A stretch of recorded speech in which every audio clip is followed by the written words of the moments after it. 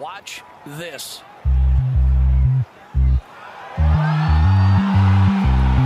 No way!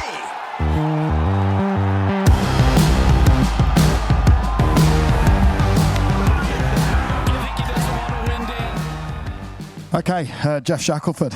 So, for those that don't know you, do you want to just introduce yourself to the garden of listeners? Well, you're putting me on the spot already. I'm a golf writer. I've done some golf architecture work. I've been doing this now since around 1995 in various forms, and have tried to adapt to each change in the world of media. And now I'm doing a newsletter focused on the major championships. Very modest. It's a great newsletter. I think it's fair to say that you're also quite a big fan of sunsets.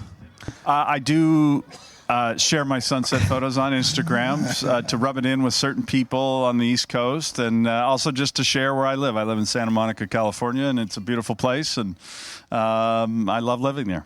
So I guess, it's terrible for golf, by the way. I mean, you're a massive commentator on the game, passionate about architecture and everything, and I think it's cool just to have a little chat today and maybe just recap on, how the first 2 days have been and what we can expect to see from the weekend. But, when was your last time over in Scotland, just out of interest? The 2018 Open at Carnoustie. So that was burnt out as well then. It was incredible. Baked. It was the same as this week, essentially. And it was one where just the slightest miss was off, and it was extraordinary, and the courses around were extraordinary. So we've been here pretty much all week since Monday. We had a little walk around on Monday and Tuesday of the course. I mean, we were kind of wondering whether people would go low. What were your thoughts on the course, how it was looking, and how it's panned out, really, in the first 2 days of playing? It's been extraordinary. The whole locations have been a little bit stupid. So I'm very curious to see what they've done today. I haven't really studied them yet, but I had the privilege, because of the wind delay last time, to get to play the old course the Tuesday after. Some people had to cancel their tee times. And so we played the final round hole locations that day.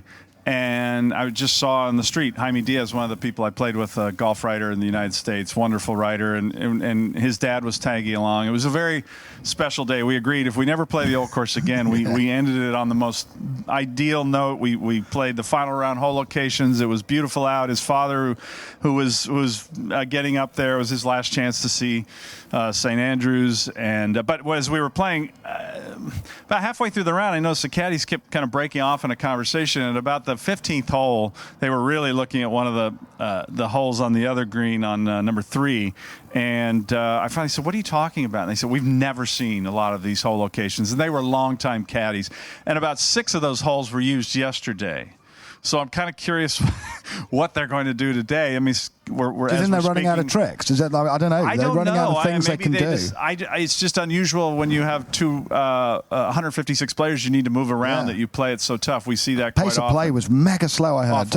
Really, really bad. But the irony is it wasn't on the greens. The irony, this is where this week is so rich for stories and things that I love to do. And it occurred to me this morning, I should have timed players on some holes and how much time they spent on the tee, the fairway, and then how much time they spent on the greens, because the greens are so crazy and undulated, but they're not that quick, and they don't spend much time on the greens. They don't grind on the 2-footers like they do in the United States, which is so tedious to watch. And out there, it's just standing around the tee, trying to figure out the shot on the fairway, and the putting goes pretty fast. And I love that. I just wish the first part went a little faster. I don't know. Maybe it's just me, but I'm really not that bothered about what the end score is. There seems to be so much worry that, we're going to destroy the golf course. And it looks today like we're sat here in a beautiful garden, and, massive thank you to, the guys at the Scores and Sounder Golf for hosting us this week. But we're sat here watching this. There's not a breath of wind. I get the sense if you don't shoot 65 today, you're going backwards. It's like, I don't really care. I'd just rather it come down to the last shot. I want it to go close. And I don't think we've seen many Opens at St Andrews where that's actually been the case. It usually feels like a bit of a fait accompli by the back nine. And, if someone shoots 61 or 60, who cares, right? Exactly, and I'm the same as you. I want a good finish. The last two Opens, which were my first two here, were not the. I guess the finish of the 2015 was interesting, but I'm of the Dan Jenkins school of golf writing. I root for the story. I root for the name. I have no problem letting you know that it was depressing that Zach Johnson won the last Open. Jordan Spieth was the best player in the world. He'd won the first two majors of the year. He was the smartest player in the world, and I was very critical of him at the time for playing the week before. He got here, he was exhausted. He got a bad luck of the draw, and he still lost by one, and I'm still bitter about it. And I know the late Dan Jenkins would be probably bitter too because he loves his Texans. And so I want a star to win. I want a superstar. Absolutely. I want it to because let's face it, Taylor Gooch wasn't much of a storyline, was it? If that no, and. A legend validates the architecture, whether it's legitimate or not, and I love that. So, and I want that to happen, and I think it will. I mean, we're going to have a great finish. It's there's just too many people there. In the past, it's very hard to come from behind here. But something tells me it's just not going to be the case. And obviously Rory McIlroy playing well is extraordinary because this isn't his kind of golf. He tends to not do well on this very firm golf courses. So it shows you how well he's playing to be in contention. So I'm looking for a lot of things, but the score could care less. I think with Rory specifically, his lag putting this week has just been sorry to off interrupt the you, Tom. charts. Sorry to interrupt you here, but Bruce has come in. To be fair, he was only 2 minutes late for our 11 o'clock show, and we've got to get all three members of the Jar up on stage as well. Bruce, welcome to the podcast as well. He gets a round of applause. I never get a round of applause. We need a mic. We'll keep talking and keep up appearances, don't you? Absolutely, and I think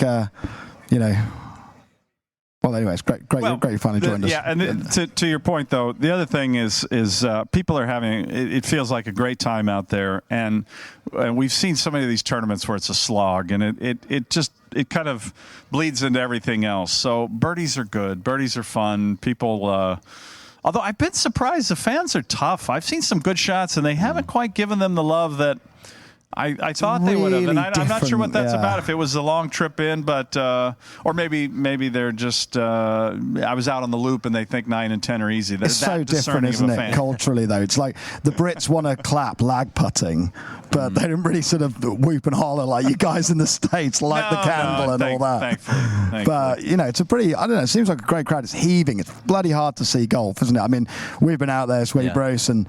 You just can't get a look. You just can't see. You can't get a look in on much of it, can you? It's so hard to see anything, And they needed more grandstands, and they're filling up pretty fast. And it is tough to see. And I wrote a piece last night about the 12th hole, and you think, wow, what a hole that people should be able to sit on all day. And I guess there is a room because they have to have the new back tee because the ball goes too far. So the place where you would put a grandstand is in the way of the next hole. Yeah. But I mean, you could say a little bit more. Big takeaways. Anyway, what's the thoughts, guys? Big takeaways from the first 2 days. We've obviously had the cut, and we've got another more couple of days to run. What's the first?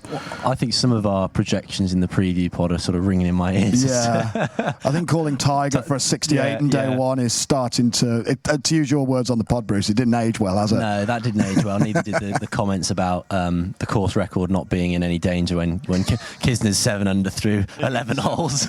It's all aging pretty terribly. But I mean, I think the firmness of the course is everything they could have hoped for. It's just these guys are so good, and they hit the ball so far now. Even if it's a little bit firm, like if you're hitting wedges in, you're just going to leave yourself a huge number of chances. And I think to kind of piggyback off Geoff's point, like the winning score maybe isn't everything, but there is maybe an argument there that if you're having to change, if the home of golf, if this is the barometer and we're getting to a stage where it's maybe getting into 25 under par as the winning score potentially at the end of 4 rounds, is that raising questions about the future of the game and those age-old debates about rollback and the distance and the ball's travelling and all the rest of it? You like to talk about rolling the ball back, don't you? I do. I'm amazed you weren't jumping at the mic chaos there. this week. We've already gotten part of the chaos, which is nice, the slow play debacle, and maybe a couple of good low scores will do it because ultimately the RNA and the people who host these things, just whether they'll tell you they don't care about the scoring, they care. Yeah. I don't know why. Martin Slumbers gave a great talk about that the other day. If somebody does it, that's an accomplishment. We want to see greatness on display, and they're armed with equipment that should allow them to do it. The course is in unbelievable condition. They have physios, they have all this science, they have this data, they have everything. They should be shooting. They actually should be shooting lower scores, frankly. If not for the pace of play, they probably would. I mean, Spieth yesterday, and I wrote about it in the piece today. He I don't know why the rules official had to hear it. He just started on a whine fest about, it's so hard to get in a rhythm and blah blah blah. Yeah, what's the rule? The referee with him, there's nothing he can do, and he was just going on and on. But he's right, and that's the other reason you'll see great scoring on the weekend, because they can get in a rhythm. So it makes the scoring the first 2 days that much more extraordinary. That we had good wind, we had good enough wind to make it interesting. It wasn't more than what it feels like we've got today. And we got winds that were not forecast. They were different directions. I mean, the morning wave on Thursday actually got a wind that was not forecast. It was not helpful going out, and they still played well. So anyway, you put it all together. It's been sensational. The course. I mean, just think about these players early in the week were just so embracing the golf course. People who've never been here before, and I'm sure part of it is they pick up the narrative that it would just cause trouble if they were to go, what is this weird thing? But Till Hatton's usually good for something like that, isn't he? Do we think if he loves it here, of course. That's the irony. He plays so well here. Do you think he did call the setup smelly to one of my writer peers. Yes, he didn't care for it, which I don't blame him. After they've had a few pints, they might sort of be a little bit more honest about it. Do you think they might say, well, actually, this is pretty wacky? We should get them in the garden and just pour rosé down their neck all afternoon and just let them make a tit of themselves. But are you actually okay I did with a great job of that last night. But I also think it's just where we are in the sport. They're picking up the shifts we've seen, which are that fun is paramount. That I mean, it doesn't really translate to the way they perform. We don't have a lot of people who really perform for the crowd. I saw the neatest moment. Keith Mitchell yesterday chipped in on number 9 and never smiled. But then when he turned to the grandstand, he turned and he put his fingers next to his mouth and did a little smile. The grandstand went nuts. Most of them aren't entertainers, though. Yeah. But they do recognize that if the game is entertaining, and they recognize the importance of coming here and respecting it more and more. And again, not many of them will sit down and read a book about. I mean, John Rahm said, the writer and I this morning at Over Coffee were saying, John said he'd like to read up on the history. I don't know about that. I'm not sure. You think that's just said for impressions? So right? They read the room better, and then having Tiger, I think, set the tone. Early in the week, they all look to him. It's quite sad. Those comments he made, I think, get back to them. Yeah, he sort of leads the pack, but I must admit, I was something quite sad yesterday watching Tiger shoot 9 over. I know, what just wasn't meant to be, but it is. For some reason, it's a little sad. I don't know. Well, maybe is that fair or sure? I don't know. I thought he was going to. All signs were that he was going to play well. Everything I've watched this year. I mean, just think a few years ago, it was such a drama. He was hitting it everywhere. You don't know what's going to happen. Where's he going to hit it today? That just doesn't happen anymore. He hits the ball great. He just can't putt right now, and he can't practice his putting, although he did a lot in the practice. So I know he is I guarantee you he's sick to his stomach that he played that poorly. He just did not believe that was going to happen. I don't know why. But anyway, he set a beautiful tone earlier in the week. And that scene yesterday, I don't think it was sad because he did not stop at that bridge. He is not giving up. He's coming back here, and he knows, he's aware of every detail like that. And if he really thought he wasn't coming back here, he would have stopped. There was no foot on the side of the bridge like Jack or Arnie and the waves. No. So it's sad that he's not here on the weekend, but he was such an important part to this week, and he now takes pride in that. He used to be so difficult that way, and now he's such a great presence, and it's really nice to see. Well, we were chatting last night about how sort of endearing it was really to see his press conference up close. First real press conference we kind of been to earlier in the week, and to hear him talking almost like a kind of geeky way about how much he admires the history of the place and the Open Championship, and just the number of anecdotes he seems to really hold quite near and dear, whether it's Trevino or Jack or Arnie. They've obviously shared so many stories about, you know, their respective victories, you know, in the championship, and stories of St Andrews just generally, and to see that side kind of come out a bit more, I think, as you say, it probably sets the tone for a lot of other players. Yeah, I mean, architecture's a huge thing for you, Geoff. We're passionate about it. You know, there is no better place than the old course. So maybe a few sort of sleeper holes that actually are sneaky good, because we hear so much about 17 and how that plays, and obviously, you know, there's 18 and all that kind of great stuff. You know, there are a few holes that are sneaky good on the old that almost, I think, kind of drift by without too much mention. I mean, yeah, Bruce, you've also played the golf course a lot, but studying at St Andrews. Be curious to get your kind of picks for the most underrated golf hole. Well, I love number 5. If you're going to go underrated, it's just an unusual par 5 that never really gets talked about much, and it's just such an insane green. And I think Rory mentioned, or no, Spieth talked about that you can have an 85-yard difference in the hole location from day to day, and he hadn't really prepared for that last time, and so that was one of the things he was enjoying preparing for. Again, he enjoyed preparing for that. You know, or maybe a decade ago, players would have just said, "Well, what is this? Why do I have to do this?" And now they seem to enjoy that kind of thing.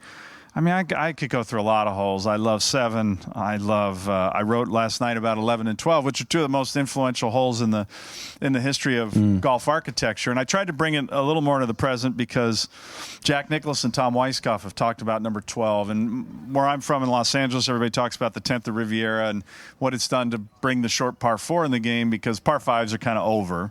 All the good players now can reach them. It's very hard to design one that puts them in an awkward position, and the short par 4 now does that. And we love to watch when it's awkward, when they are put in a place where they can't decide. And it's the only time left, really, that happens. And so number 12 used to do that for Nicklaus and Weiskopf. And they tried to take the principles of that hole and put it in their work. And Jack rarely, but Weiskopf pulled it off pretty well in a couple of instances, and that kind of actually set off the short par 4 interest more than Riviera did. Of course, they both love the 10th of Riviera too, and so that hole is wildly influential. It's kind of, you know, Steve's book really has some great aerials of the we should say, by the way, as a book signing, Steve's put together an unbelievable package of golf in Scotland, black and white photography, and looking forward to talking more about that. It's extraordinary. And I actually took a picture of the aerial and looked at it when I was out at 11 and 12 yesterday, and the 12th has got gorse now, and in the aerials there you just see some heather, and so it's kind of been constricted because some of the players are a little bit like, well, yesterday they were driving, it was downwind, it was cool, they were trying to hit it past the green and chip back, which is so unusual and so out of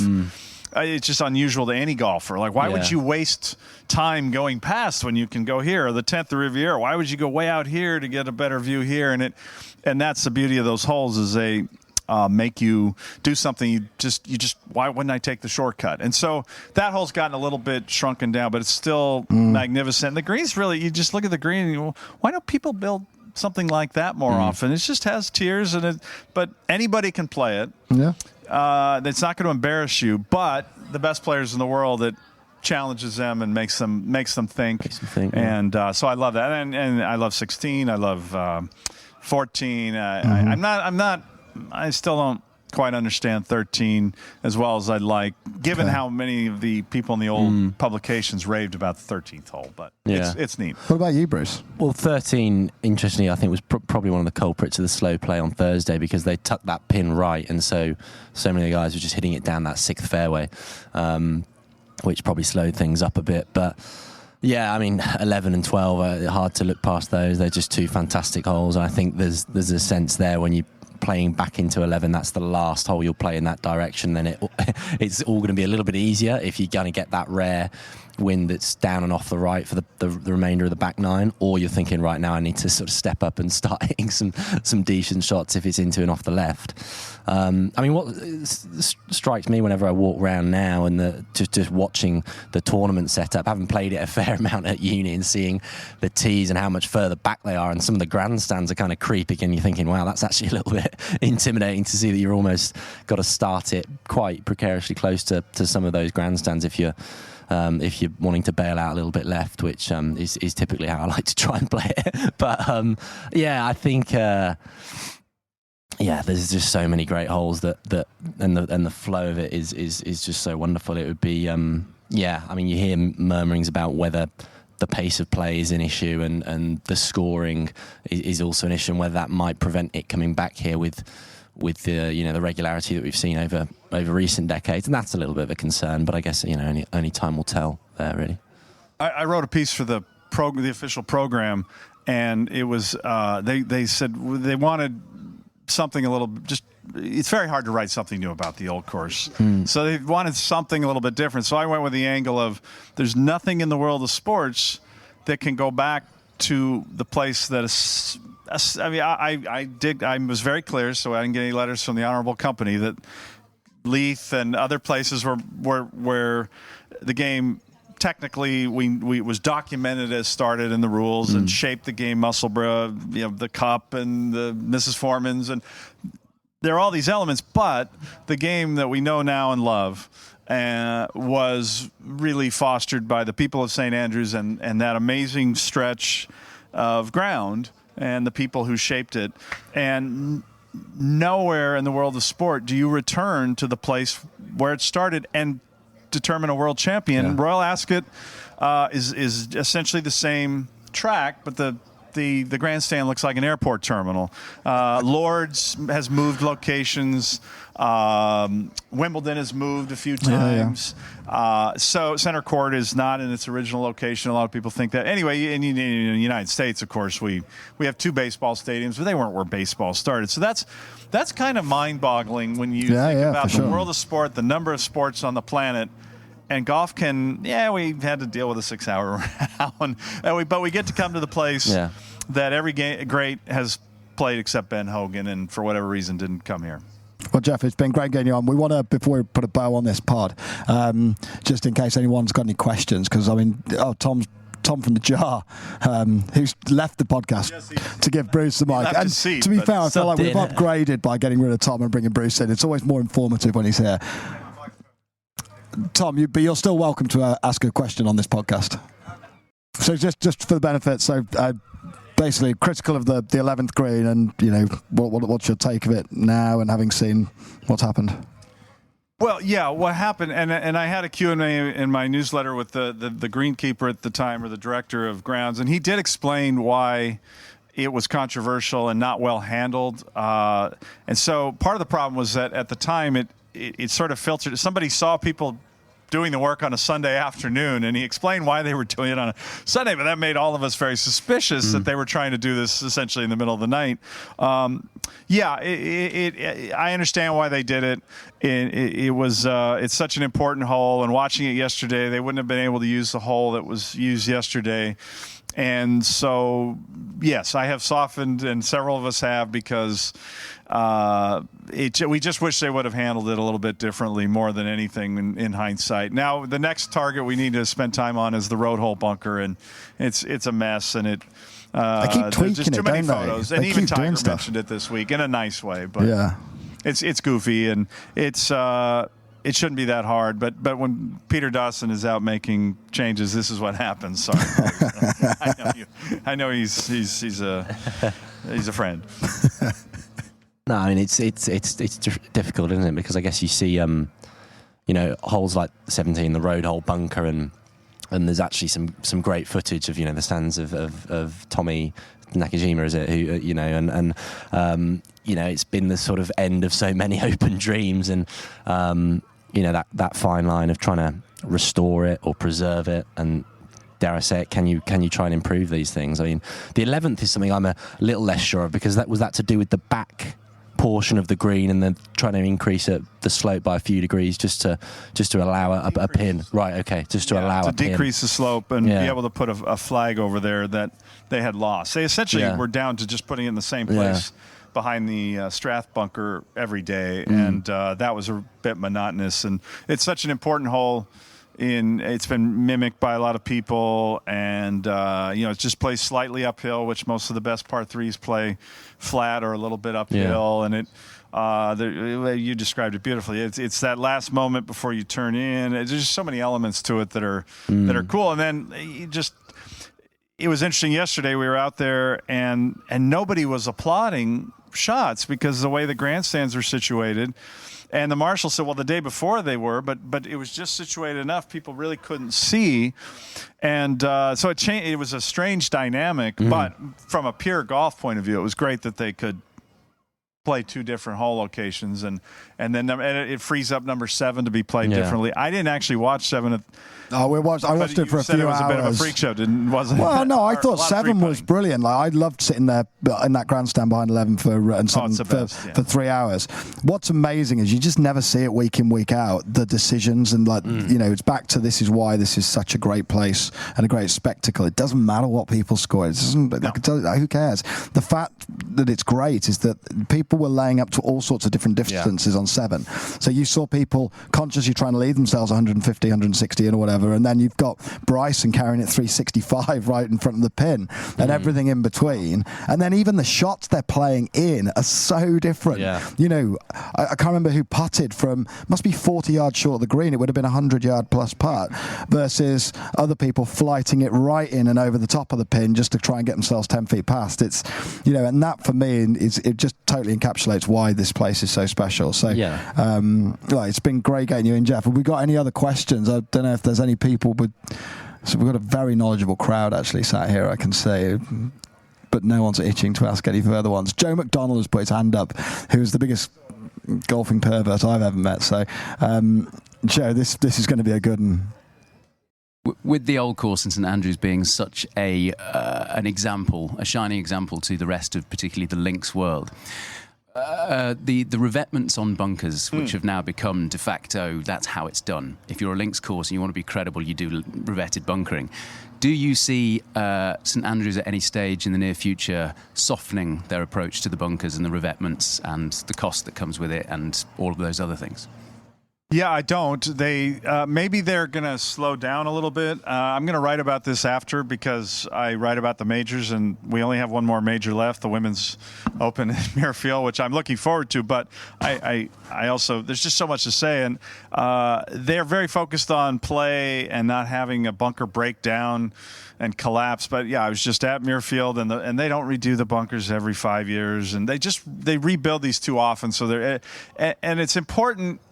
Because you can imagine when I have this conversation in the media center, the eye rolling and what's he on about now. But there's if you go back through the old magazines and things, they had incredible debates about the importance of a course feeling natural versus feeling man-made. And it's very complicated, and it's utterly vital, though, because if you play a course and you feel like somebody is trying to do something to you, you are offended. If you feel like it's natural, you sort of lick your wounds and you accept it. And so when the bunkers, and in fact, Jaime Diaz and I argued about this on the street this morning. I've seen too many balls up against the face. It feels like you're artificially trying to screw the player. And you as an artist that recognize these were... There's a beauty in the naturalness and the unkept look, the weeds, the funky little collapses. That's why Castle Stewart's bunkers are so neat. They're modern, but they tried to make them a combination of looking like they propped them up. And so I just hope they'd stop redoing them so often, at least make them look a little more natural. But then, like the road hole bunker, it's just too small, too. It used to be wider and used to catch more ball. Why not catch more balls that way instead of have some weird berm to send balls in? So things like that. But it's fascinating that they used to debate these things. And again, in Steve's book, you see the bunkers had this better look up until the 50s and 60s even. Just more natural. Geoff, thank you so much for coming in. Thank you. Can we all hang on? Tom's putting his arms in the air. Okay, well, you're going to come take the mic off me. Save me running around again. Sorry, Geoff. Do you need to be somewhere? Am I killing your time? Because he seems desperate to get rid of you, but I don't know if you've done a terrible job. We talked earlier in the week about how the old course should be the gold standard for how you play golf and how golf courses are designed and the equipment debate. Are we seeing, do you think, numbers and the way these guys are playing, do you think we're seeing something that's telling us we need to change? Or do you think the course is holding up to it? I think the actual holes are holding up to it, but the pace of play really was exposed because, again, like I said, the pace problems weren't on the greens, which is normally the problem in the United States when we have slow play debacles. There's a hole location and they all are three-putting it. All the time wasted here is waiting on tees for a fairway to clear. And, again, it's firm, but they've built tees way back, and it's still we shouldn't be discouraging them from having it be firm and the ball running, but something's out of proportion, something's not right, and they'll counter, I'm sure, and say, well, it wouldn't have mattered because the ground was so firm, but it would matter that John Daly, who's out there shuffling around and he makes the cut, but he still hits the ball so far, and he's not exactly an athlete at this point. He's not exactly taking care of himself, and so there's nobody in the field. Let me think about it. Everybody in the field could reach the 18th hole now, which is unbelievable, with just a light helping wind, and guys are hitting 3 irons to it. I mean, that's it's not, and it's not necessary. And by the way, it'd be more interesting if fewer people could. Drive it. And there's more questions being asked of them, I think. Correct. It certainly wasn't designed in a way, but there must be 5 drivable par 4s, 6. And is that problem that does need to be addressed, just to pull it back so the old course does ask a few more questions? Yeah, and that's why I asked that question of Martin Slumbers in the press conference, and he gave the exact wrong answer. And I told him that when you and I saw him randomly. We had that fun conversation with him, and I don't think he wanted to leave. He was enjoying the conversation, and he did not give the answer we wanted. Bruce and I have a mutual friend, David Normoyle, who believes he was the first person to say that to me, that really the way the old course plays should dictate the equipment rules. And Martin feels the opposite, and I think more people, though, coming here and valuing what this place means to the game, and again, the beauty of being able to come here and have the World Championship every 5 years of golf is more important than protecting the egos of a few players or manufacturers or whatever it is that's sort of the stumbling block. Yeah, I agree with you. I think on the tee point, really, I mean, that's where it seems the course has maybe lost a little bit of its just a little bit of its charm and its character. I mean, 17 being maybe a good example, because that tee box is 30 yards further back, but it's arguably on a slightly easier angle because you're playing more across the hole. Whereas if you're playing from the tee box slightly over to the left, like the members medal tee, you're kind of playing more down the parallel to the out of bounds, which I think is kind of how the hole really was supposed to be played, and it brings in perhaps a little bit more danger. But in the effort to find that extra 30, 35 yards, they have to go over to the right and lose some of the angle. I think there's a few holes out there where you can understand why, with the advances in the game and how far the guys are hitting the ball, you know, they see a need to bring the tees further back, but the holes just aren't as enjoyable. It's also made the 16th hole easier because the out of bounds no longer is right next to the green. So when the pin's over on the right and the wind's blowing from the left, like it did yesterday afternoon, and when it flipped, the pin wasn't over there. But if the pin had been over there, that second shot, it's a pretty vulnerable pin. But if that's just there and you just get it up a little or you have a little side hill lie. And now that the boundary fence ends to accommodate the new tee, so they make one hole in their mind more difficult, but they actually make the one before actually a little bit easier. So things like that happen because you're compromising for quarterly earnings, and a lot of this started when these companies became publicly traded, and so they're more aggressive, and right now is the perfect time to do something because they've got ways to do it where it just impacts the elite players. It doesn't impact the everyday player. can be done in a way that may even be better for the manufacturers, and the game's in a healthy place where they can't even keep things on the shelves. So they just don't have a lot of imagination, the manufacturers. They believe that we all buy things off the pros and that's it. And so they need to get a little off that addiction. It's an addiction. They're hooked. Yeah. they like making money. But I get it. Some people do love to buy what the pros play. I was that person when I was a kid, but at some point you have to do what's right for the sport. Well, I mean, we don't want to get into it. Arguably, you're just offering up another revenue stream because they can buy what the pros and buy. Well, that's the case we've all made. That why aren't you making? And they've made a proposal now to free up some rules.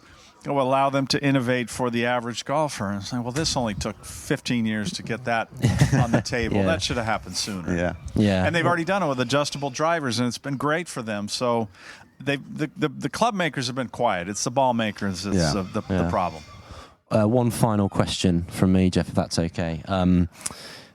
Coming back to St Andrews and the home of golf for the 150th, and seeing how many guys are embracing links golf, at least publicly, without having had a few drinks, but certainly seeing a lot of the American PGA Tour players saying how much they like the sort of change of style and the quirkiness of this style of golf. Do you ever see a world where we could maybe play more links golf as part of a combined schedule? And I guess there's always been a desire on the part of the R&A to protect the rotor courses, the open rotor courses, and keep them just for the open. But I think it seems like it's something that people are kind of crying out for. Whenever we get to this week in the calendar, people say, oh, it's terrific to see pros kind of, having to rely on strategy and some slightly different, styles of play, and seeing more of the running game coming back. I mean, is there ever a world where we could maybe see more of that golf as part of a wider schedule, particularly with the DP and the PGA trying to, form this strategic alliance?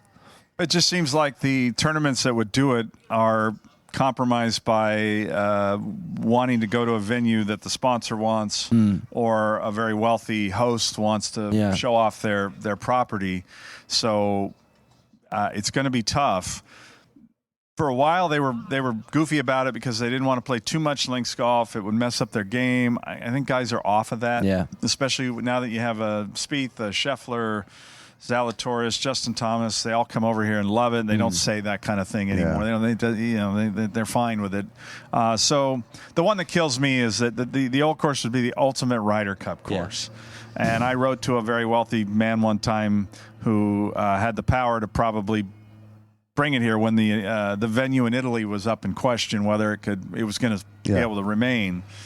He didn't answer me, but I say it's the ultimate.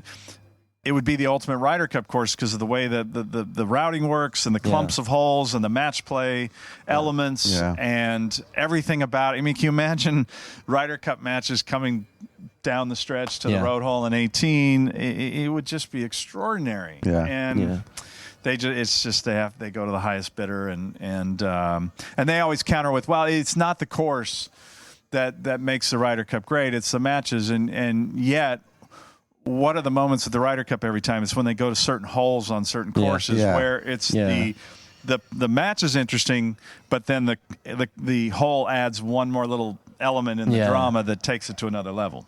It's kind of asking certain questions to the players, and there's always seems to be some sort of choice involved there as to how they're going to play that hole. I think there's no chance it will ever be played. Probably not. No. So the good news is the Walker Cup's here next year, but that's only 2 days, which is a bummer, and the format's not quite as. I think the Ryder Cup format's better. Yeah. Well, it's quite nice because we talked to Barkley on the podcast a couple of days ago, and we pressed him on it. If you do really well here, are you gonna think about going pro? And he said, "No, I'm sticking around for the Walker Cup." Oh, that's great. Andrews, which is, Sam's convinced he's trying to get him to be a career amateur and make sure he. Don't worry about money, Barkley. You can shine the light for all of us. Yeah.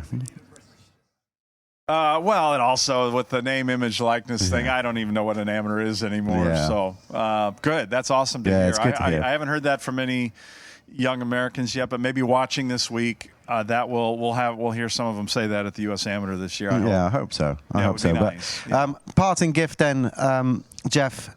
Who are you backing? Who's going to win the Open?